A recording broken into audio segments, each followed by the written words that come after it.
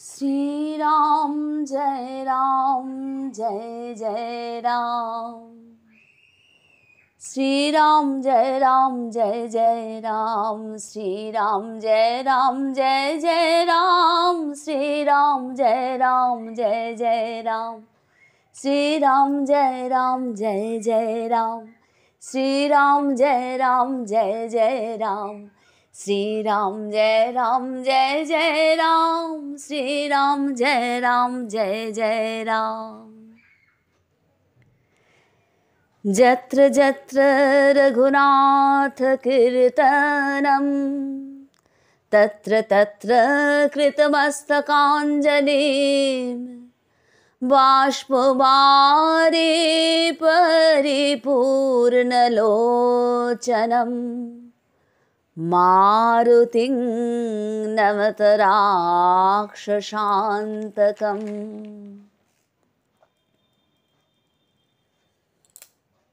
জয় গুরু। সবাইকে লাড্ডু গোপাল চ্যানেলে অনেক অনেক স্বাগত জানাই। গুরুদেবকে প্রণাম জানিয়ে, মাতা পিতাকে প্রণাম জানিয়ে আজকের পাঠ শুরু করছি। আর আজকের পাঠ কিন্তু একটু অন্যরকম হতে চলেছে, তাই সবার কাছে অনুরোধ রইল আপনারা পুরো পাঠটা ধীরে ধীরে শোনবার চেষ্টা করুন। যে অংশটুকু বুঝতে পারছেন না সেই জায়গাটা বারবার শোনার চেষ্টা করুন। যত্র যত্র রঘুনাথ কীর্তনম তত্র তত্র কৃতমস্তকাঞ্জলিম বাষ্পবারি পরিপূর্ণ লোচনম মারতিং নমত রাক্ষসান্তকম। যেখানে যেখানে শ্রী শ্রী রঘুনাথজির মহিমা কীর্তন করা হয়, গাওয়া হয়, সেখানে সেখানে নতমস্তক হয়ে করজোড়ে অশ্রু ভরা লোচনে শ্রী শ্রী হনুমানজি উপস্থিত থাকেন। এটা সত্য সত্য সত্য, এটা একেবারে সত্যি কথা।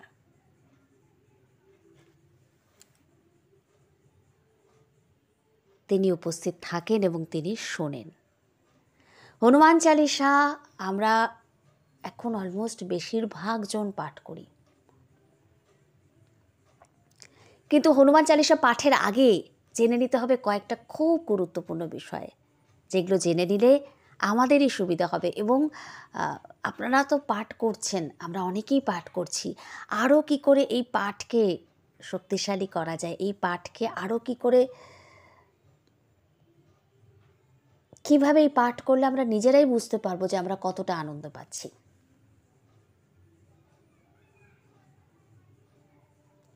আমাদের বলা হয়, আমাদের ভেতরে ভেতরে এটা ঢুকে গেছে যে সংকটে পড়লে সংকটমোচনকে স্মরণ করো, আর সংকটে না পড়লে তাকে ভুলে যাও। শ্রী গুরুদেবকে দেখতাম, তার কাছে যখন মানে এমনিতে অনেকে আসতেন আর কি সুসময়, তখন তিনি বলতেন যে এখন কেন এসেছো, যখন তুমি সংকটে পড়বে, যখন তোমার দুঃসময় উপস্থিত হবে তুমি তখন এসো, এখন কি তোমার আসার কথা, এটা বলতেন নক করে দেওয়ার জন্য, যে না শুধুমাত্র সংকটে পড়লে নয়, সংকটে পড়লে তো আছেই, কিন্তু সুদিনেও তাকে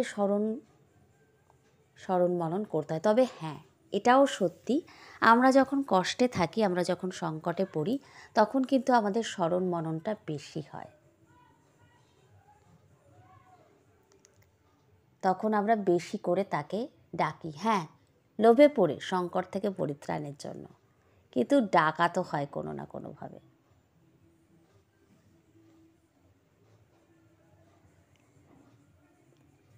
হনুমান চালিসা রচনা বিষয়ে যতটুকু শোনা যায়, 17th সেঞ্চুরিতে শ্রী শ্রী তুলসীদাসজি যখন জেলে, তখন কারাগারে বন্দি, কোথায় বসে রচনা হচ্ছে, কারাগারে বন্দি দশা, মানে একটা দিশেহারা অবস্থা। তখন বন্দি মানে সে তো মুক্ত নয়, মানে একটা যখন একটা সংকট, চরমতম সংকট, বন্ধ করে রাখা, সেটা কত বড় মানে বন্দি থাকা অবস্থা। সেটা আমরা যখন রোগ ব্যাধিতে খুব জর্জরিত থাকি, বাইরে বেরোতে পারছি না, শারীরিক কষ্ট হচ্ছে, অথবা বাড়ির কেউ অসুস্থ, তাকে দেখভাল করার জন্য বেরোতে পারছি না, বন্দি দশাটা আমরা খুব ভালো তখন ফিল করতে পারি। তখন আমাদের কাছে এই ঘরটা একটা মনে হয় যেন জেলখানার মতন। কিন্তু ওই ঘরটাকে, ওই জেলখানাটাকেও যে মন্দির করে তোলা যায়, সেটা কিন্তু তুলসীদাসজি দেখিয়ে দিয়েছেন কিভাবে করা যায়। ওইখানে বসে তিনি হনুমান চালিসা রচনা করছেন, এমনটাই এটা শোনা যায়। এবং তারপর যখন তার রচনা শেষ হলো, সমাপ্ত হলো, হনুমানজিকে তিনি স্মরণ করলেন, হনুমানজির কৃপা পেলেন। এবং বলা হয় যে তখন প্রচুর বানর এসেছিল এবং হনুমান জি ওরকম রূপে এসেছিলেন বা হনুমানজি তাদেরকে পাঠিয়েছিলেন, এমনটাই বলা হয়। এবং তারপর তাকে জেল থেকে মুক্ত করে দেওয়া হয়। তো এখানে হনুমান চালিসা শুরু করার আগে আমাদের কতগুলো জিনিস ক্লিয়ার করে নেওয়া দরকার, যে হনুমান চালিসার পাঠ শুনে কে প্রসন্ন হতে পারে। হনুমান চালিসার পাঠ শুনে প্রভু শ্রী রামচন্দ্র প্রসন্ন হতে পারেন, কেননা তিনি বলছেন তোম মম প্রিয় ভরতহি সম ভাই। হনুমান চালিসাতেই কিন্তু এটা বলা আছে যে তুম মম প্রিয় ভরতহি সম ভাই। হনুমানজির কথা শুনে, হনুমান চালিসা শুনে প্রভু শ্রী রামচন্দ্র প্রসন্ন হন। যেখানে যেখানে আবার দেখা যাচ্ছে, যেখানে যেখানে রঘুনাথজির কথা গাওয়া হয়, তার গুণকীর্তন করা হয়, যত্র যত্র রঘুনাথ কীর্তনম তত্র তত্র কীতমস্তকাঞ্জলিম বাষ্পবাড়ি পরিপূর্ণ লোচনম মারুতিং নমত রাক্ষসান্তকম। সেখানে সেখানে তিনি, যেখানে যেখানে তার কীর্তন হচ্ছে রঘুনাথজির, সেখানে সেখানে করজোড়ে অশ্রু ভরা লোচনে মারুতি নন্দন উপস্থিত থাকেন, হনুমানজি উপস্থিত থাকেন। এবং সেই মারুতি নন্দনকে এবং রাক্ষসের বিনাশকারী, এই রাক্ষস যে শুধু বাইরে আছে তা নয়, আমাদের ভেতরেও কিন্তু আছে, তার বিনাশকারী হনুমানজিকে আমরা নমন করি। তাহলে হনুমানজির এই নাম শুনে, তার এই চালিসা শুনে শ্রীরামজি প্রসন্ন হন, আবার শ্রীরামজির কথা শুনে কিন্তু হনুমানজি প্রসন্ন হন। কেননা হনুমানজিকে দেখা যাচ্ছে সবসময় তিনি কিন্তু যখনই কোনো কাজ করছেন বলছেন রাম কাজ, রাম কাজ করার জন্য তিনি আতুর। রাম কাজ করিবে কো আতুর, তুলসীদাসজি কিন্তু এখানে বলছেন সে কথা। এবং আমরা যদি সুন্দরকাণ্ড দেখি, সেখানেও বলছেন হনুমানজি যে আমার রাম কাজ না শেষ হওয়া পর্যন্ত আমি বিশ্রাম নিতে পারবো না। মৈনাক পর্বত যখন তাকে বলছে, সমুদ্র যখন তাকে বলছে, মৈনাক পর্বতকে বলছে যে তুমি একে বিশ্রাম দাও কিঞ্চিত, তখন হনুমানজি বলছেন যে না, রামজির কাজ শেষ না হওয়া পর্যন্ত আমি বিশ্রাম নিতে পারবো না। এবং হনুমানজি যে কেবলমাত্র, আমরা যদি শ্রী শ্রী রামচরিতমানস পড়ি বা সুন্দরকাণ্ড পড়ি, আমরা দেখতে পাবো যে যখন যখন সংকটের সময়টায় যে তিনি প্রভু শ্রী রামচন্দ্রকে স্মরণ করছেন তা কিন্তু নয়, সব সময়ই কিন্তু তার সেই স্মরণটা থাকছে, শুধু সেই সময় নয় কিন্তু। এবং রামজির কাজ শেষ না হওয়া পর্যন্ত তিনি বিশ্রাম নিচ্ছেন না, এবং সবসময় বলছেন রামজির কাজ, নিজের কাজ বলছেন না কিন্তু। অর্থাৎ এখানে সেই কর্তা বুদ্ধিটা কিন্তু নেই। এবং প্রভু শ্রী রামচন্দ্র কি বলছেন যে শুনু কপি তোহি সমান উপকারী নহি কৌ সুরনর মুনি তনুধারী। শুনু কপি তহি সমান উপকারী নহি কৌ সুরনর মুনি তনুধারী। प्रति उपकार करौ का तोरा सनमुख होई न सकत मन मोरा। सुनु सूतो तोहि उड़ी न मई नाही देखहु करी বিচার মন মাহি। প্রভু শ্রী রামচন্দ্র এখানে বলছেন, হে হনুমান, তোমার মতন আমার উপকারী সুর নর মুনি অথবা অন্যান্য দেহধারীদের মধ্যে কেউ নেই। প্রতিদান দেওয়াও সম্ভব নয়, কারণ আমার মনও কিন্তু তোমার সম্মুখীন হতে পারছে না। হে পুত্র, শোনো, আমি ভালোভাবে দেখে বলছি যে তোমার ঋণ পরিশোধ করা আমার পক্ষেও সম্ভব নয়। কখনো তাকে পুত্র বলছেন, কখনো বলছেন তুমু মম প্রিয় ভরতহি সম ভাই। তাহলে শ্রী শ্রী হনুমানজি শ্রীরামজির কথাতে প্রসন্ন হন, তাই তাকে শ্রী রাম নাম শোনানোর কথা বলা হয়। বলেন সমস্ত মহাপুরুষরা যে হনুমানজিকে প্রসন্ন করতে হলে শ্রী রামজির নাম তাকে শোনাতে হবে।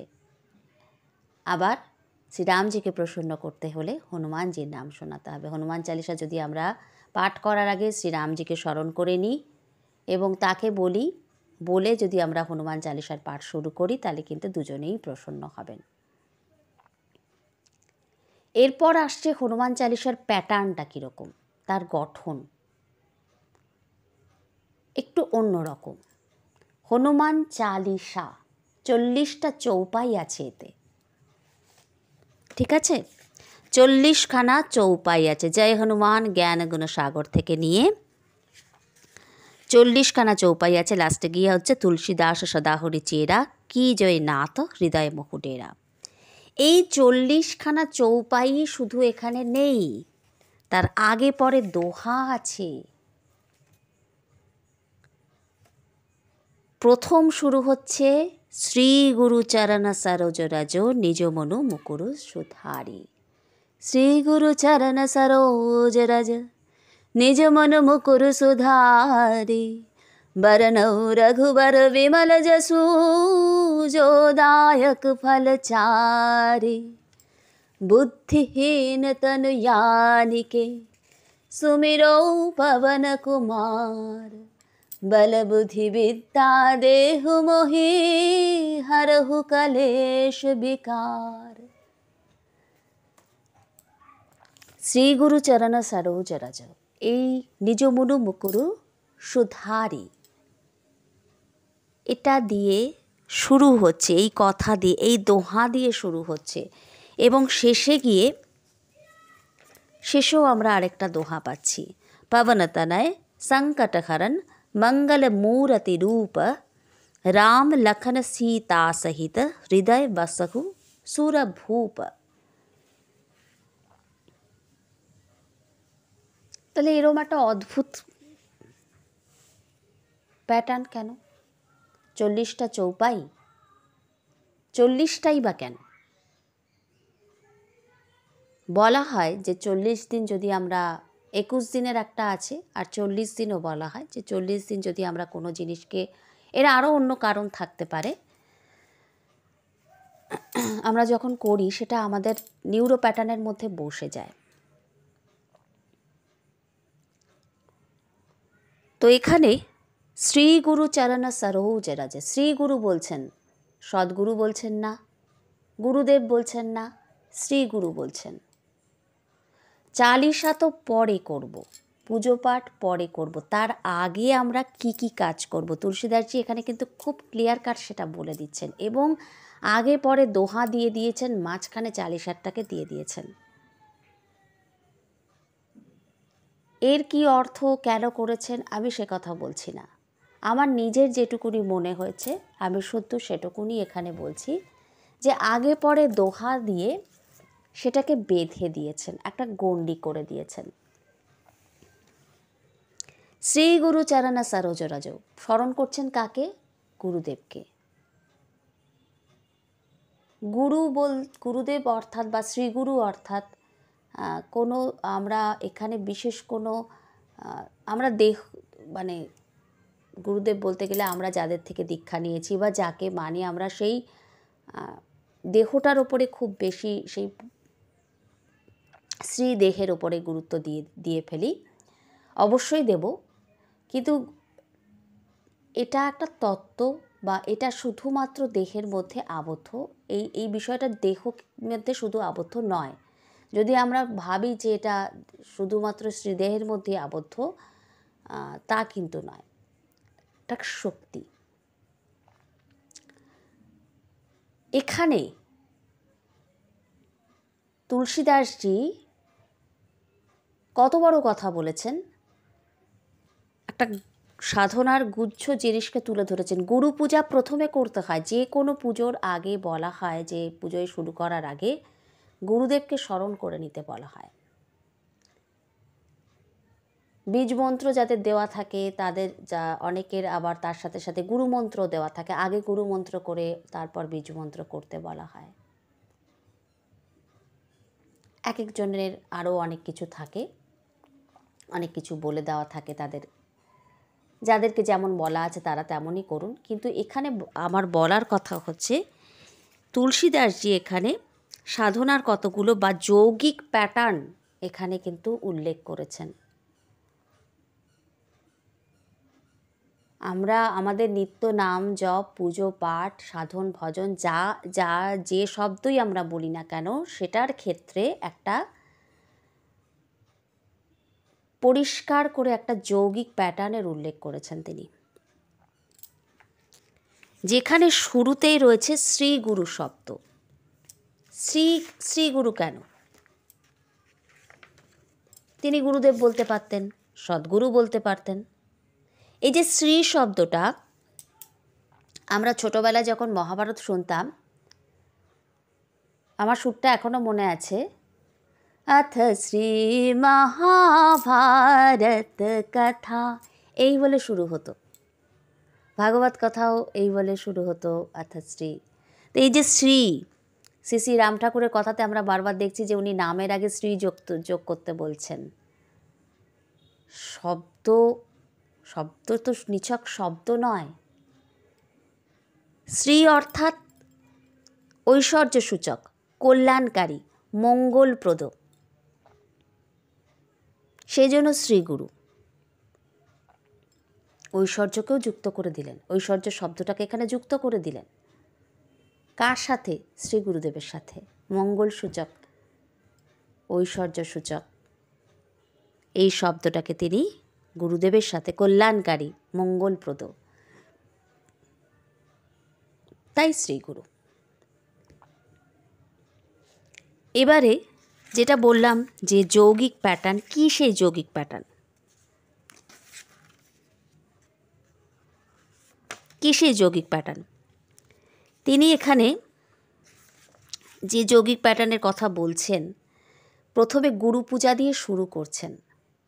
শ্রী গুরু চরণ সরোজ রজ নিজ মনু মুকুরু সুধারি, নিজ মনু মুকুরু সুধারি। মুকুর অর্থাৎ আয়না। মনকে এখানে আয়নার সঙ্গে তুলনা করা যায়। আয়না বা দর্পণ, আমরা শাস্ত্রে কিন্তু দর্পণ শব্দের উল্লেখ অনেক জায়গাতেই আছে। দর্পণ কি করে?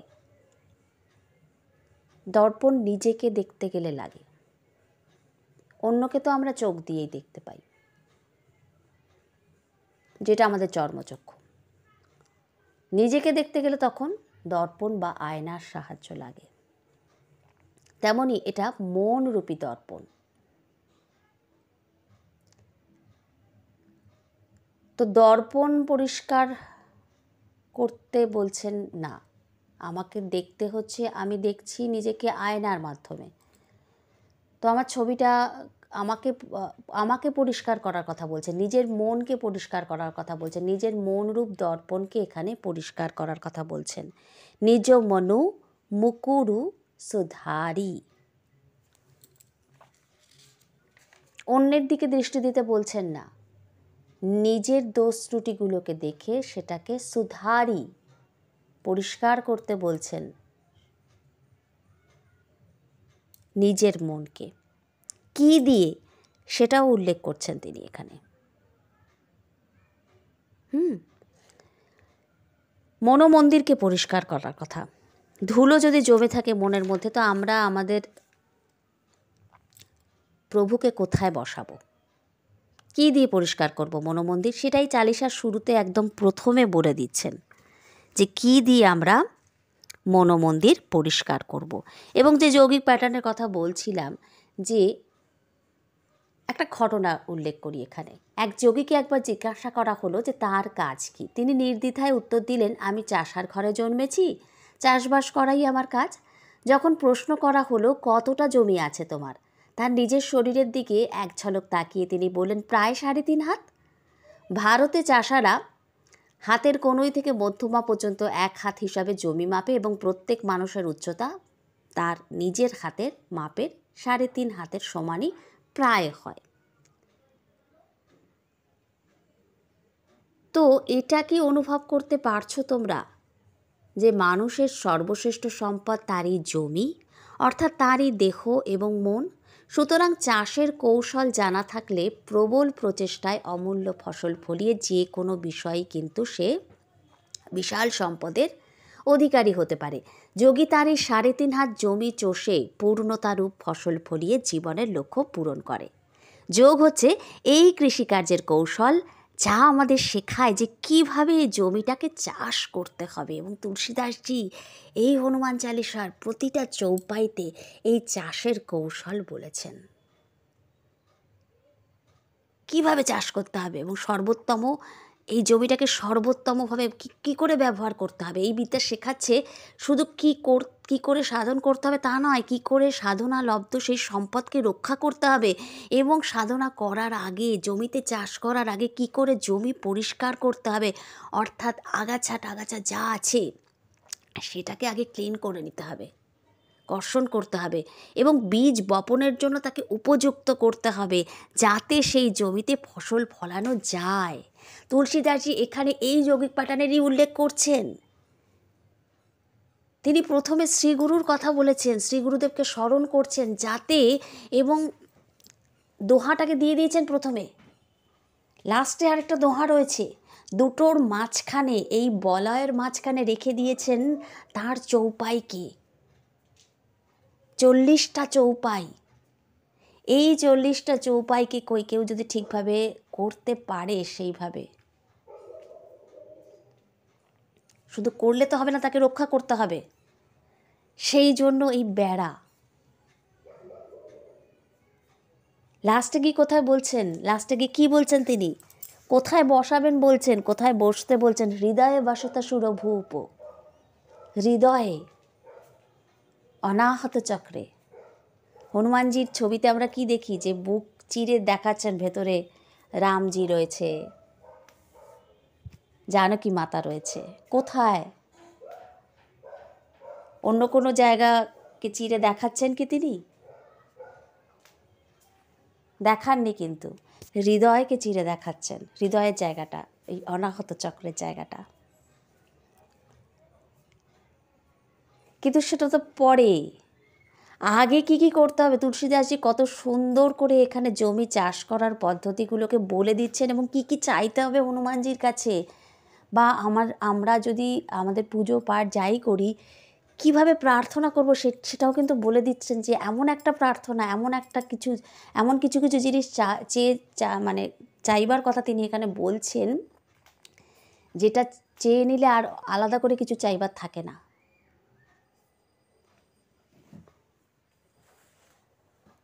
তো এখানে বলছে প্রথমে কিন্তু সেই জমি কর্ষণের কথা, ঠিক আছে, আগাছা টাগাছা যা আছে সেটাকে পরিষ্কার করার কৌশলের কথা। শ্রী গুরু চরণ সরোজরাজ নিজ মনু মুকুরু সুধারি। নিজের মনকে আগে পরিষ্কার করে নেওয়া, নিজের যে মনের যে মনোমন্দিরকে আগে পরিষ্কার করে নেওয়া। আমরা এর আগে শ্রী রাম ঠাকুরের যে পার্টে আমরা শুনলাম যে ঠাকুর কোন বিশেষ সাধনার কথা বলেছেন, সেখানে কিন্তু আমরা সেই কোষগুলোকে নিয়ে আলোচনা করেছি। অন্নময় কোষ, ঠিক আছে, প্রাণময় কোষ, মনোময় কোষ, বিজ্ঞানময় কোষ, আনন্দময় কোষ।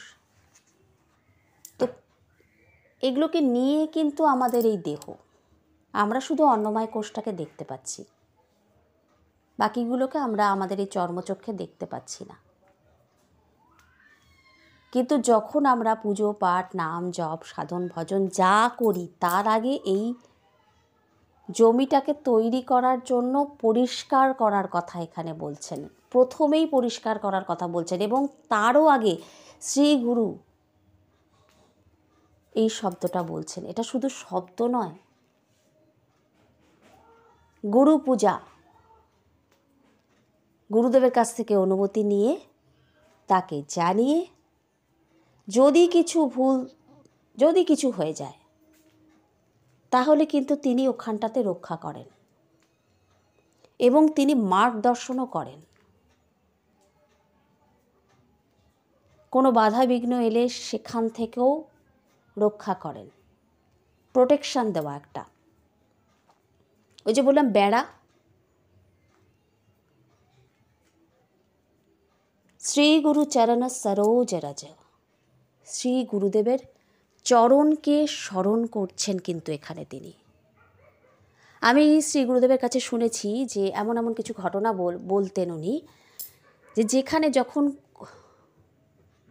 হওয়ারই নয় কোনো একটা কাজ হয়তো, তখন যদি কেউ সেই কোনো মহাপুরুষ হোক, মহাত্মা হোক বা শ্রী গুরুদেব রয়েছেন, তার চরণটা ধরে, শ্রীচরণ অর্থাৎ সারেন্ডার, সমর্পণ, চরণ স্পর্শ করা। আমরা তো এখন ঝুঁকতেই পারি না, আমাদের ইগো এত, আমরা এখন ঝুঁকতে পারি না। তো শ্রী গুরু চরণ সরোজ রজ, শ্রী গুরুদেবের চরণের সেই কি দিয়ে পরিষ্কার করব? শ্রী গুরুদেবের চরণের রজ দিয়ে। আমরা যদি নিজেদের মনরূপ দর্পণকে পরিষ্কার করে নিতে পারি, তাহলে আমরা সব কিছুকে আমরা তো মন দিয়ে সব কিছুকে চোখ দিয়ে দেখি বটে, কিন্তু দেখছি, কিন্তু ফিল করছি কোথায়? মনে। আবার আমাদের মনের মধ্যে আবার যে বুদ্ধি, সে আবার আমাদেরকে কোনটা ঠিক বেঠিক, কোনটা কি করতে হবে না করতে হবে সেগুলো বলে দিচ্ছে।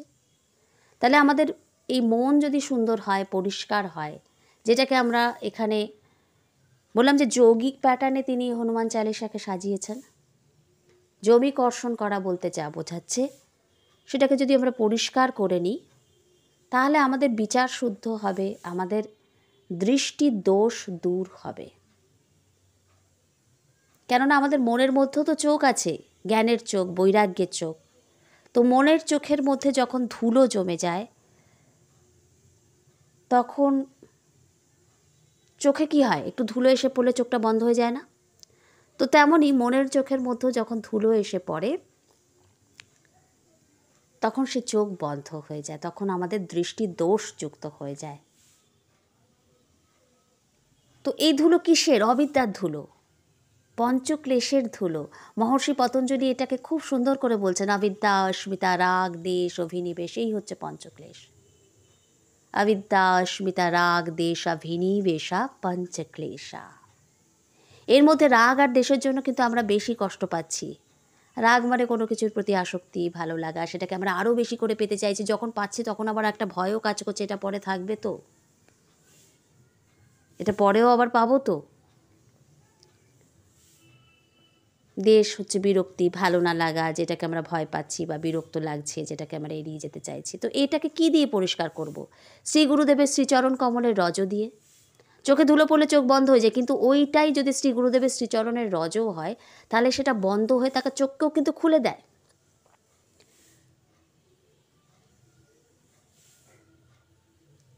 তো সে কারণের জন্য এখানে শ্রীরামচরিতমানস গ্রন্থে কি বলছেন শ্রী শ্রী তুলসীদাসজি? গুরুপদ রজ মৃদু মঞ্জুল অঞ্জন নয়ন অমিয় দৃগো দোষ বিভঞ্জন তেহি করি বিমল বিবেক বিলোচন বরনৌ রামচরিত ভব মোচন। শ্রী গুরুদেবের শ্রীচরণের সেই রজ অঞ্জনের মতন করে, কাজলের মতন করে যদি আমরা আমাদের মনের চোখের মধ্যে লাগাই, তাহলে দৃষ্টিদোষ কিন্তু দূর হবে। বিবেক নয়ন যুগলে যদি লাগাই, আমি যেমনভাবে দেখব জগৎ আমার কাছে সেরকম। এবার ওই আমার দেখার দৃষ্টিটার মধ্যে যদি দোষ থাকে, সেটাকে আগে পরিষ্কার করতে হবে। ওই জন্য বললাম যৌগিক প্যাটার্নে হনুমান চালিসাকে সাজানো হয়েছে। প্রথমে পরিষ্কারের কথা বলা হয়েছে, প্রথমে আগাছাগুলোকে পরিষ্কারের কথা বলা হয়েছে। আমাদের পুরনো যত কিছু মনের মধ্যে জমে আছে, প্রথমেই নিজ মনু মুকুরু সুধারি, তারও আগে গুরু বন্দনা, গুরু পূজা, লাস্টে গিয়ে কোথায় বসাচ্ছেন? মনোমন্দিরে, একদম অনাহত চক্র, একদম হৃদয়ে। শ্রী গুরুদেবের কাছে যখন ছবি চাইলাম একবার, তখন ছবি ছিল আমার কাছে, তো আরেকটা কোনো একটা ছবি দেখে পছন্দ হয়েছিল। তো তখন উনি বললেন, একদম বুকে আমার এখানে হাতটা রেখে আঙুল দিয়ে এখানে এখানে এখানে বসিয়ে রাখ, হৃদয়ে বসত সুরভূপ। আজ বলতে গিয়ে সেই দিনটার কথা মনে পড়ছে। জগদ্ধাত্রী পুজোর চতুর্থী কি পঞ্চমী হবে, এখানে এখানে এখানে এখানে এরকম করে আঙুল দিয়ে এখানে বসিয়ে রাখ, কি হবে বাইরের ছবি দিয়ে? ওখানে বসিয়ে রাখলে আর কোনো দিন ভুলবি না। হৃদয়ে বাসত সুরভূপ।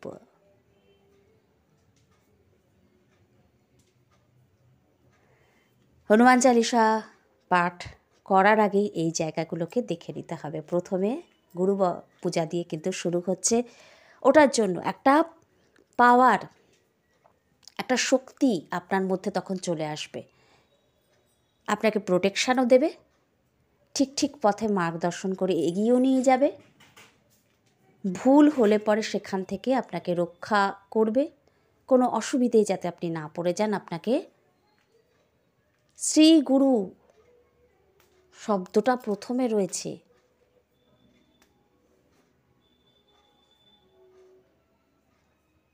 এটা দিয়ে শুরু করেছেন ওই জন্য তিনি। তো এরপর আমরা আরও যে পার্টগুলো আসবে হনুমান চালিসা থেকে আপনারা দেখতে থাকুন। আশা করি আপনাদের আনন্দ হবে এবং আপনারা আপনাদের জীবনে যদি আপনারা ওইভাবে করতে পারেন তাহলে অবশ্যই শুধু সংকট থেকে মুক্ত হওয়া নয়, বদল তো আসবেই। একটা নিজেরাই বুঝতে পারবেন তখন কতটা আনন্দ পাচ্ছেন। আলাদা প্লেলিস্ট করা রয়েছে হনুমান চালিসার উপরে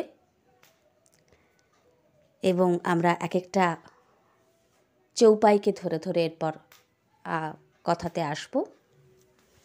তো এখানে বরণৌ রঘুবার বিমল যশু, বরণৌ হনুমান বললেন না কেন? বরণৌ রঘুবার কেন বললেন? প্রভু শ্রী রামচন্দ্রের কথা বলছেন এখানে, সেটাতেই তো হনুমানজি প্রসন্ন হন। বরণৌ হনুমান বললে কিন্তু তিনি প্রসন্ন হবেন না। বরণৌ রঘুবার বিমল যশু যো দায়ক ফলচারী, ধর্ম অর্থ কাম মোক্ষ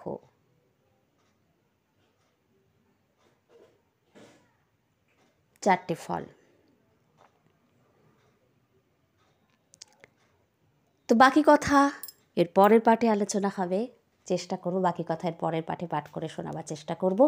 তো আজকের এই কথাকে আমি এখানেই বিশ্রাম দিচ্ছি। এরপর পরের পাঠে আস্তে আস্তে আমরা এগোতে থাকব। জয় সীতারাম, জয় সীতারাম, জয় সীতারাম, জয় হনুমান, জয় হনুমান, জয় হনুমান।